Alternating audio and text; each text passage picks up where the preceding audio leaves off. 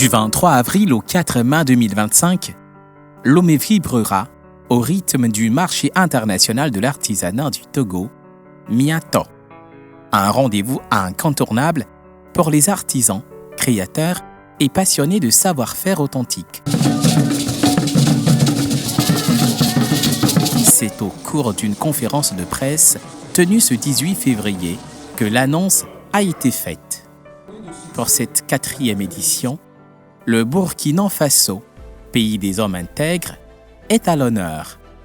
Un choix stratégique qui met en avant l'excellence et la diversité de l'artisanat africain. Nous venons de lancer officiellement la campagne de communication de la 4e édition du marché international de l'artisanat du Togo que nous appelons Miato. Les 3 précédentes éditions ont montré que les chiffres de Miato vont croissant.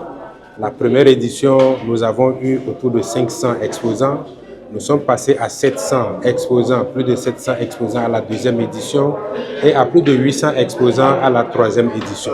Et cette année, nous attendons encore plus d'exposants. Dans un monde où la contrefaçon et l'industrialisation menacent l'authenticité des créations, cette thématique s'impose comme un véritable appel à l'action, à un programme riche et innovant.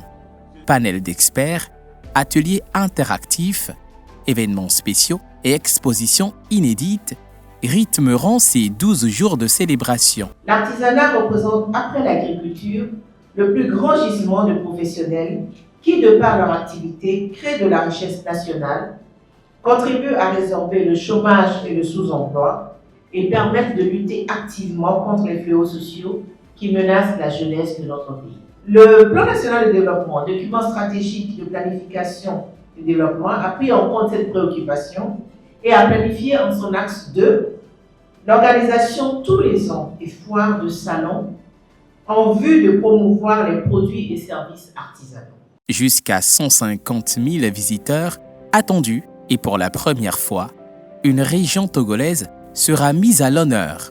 La région des Plateaux, reconnue pour son identité culturelle forte et son artisanat exceptionnel. Il s'agit de systématiser cela de telle sorte que les artisans quittent la case simplement de créateurs un peu marginaux pour s'inscrire dans une démarche d'entreprise. Également Miato, 4e édition, et la région des Plateaux, soit cette année la région phare pour introduire cette nouvelle approche de mise en lumière de nos terroirs. Après 3 éditions couronnées de succès sur l'explanade du Palais des Congrès, le Miato 2025 se délocalise et s'installe au CTF, offrant un espace plus vaste et plus adapté aux artisans et aux visiteurs.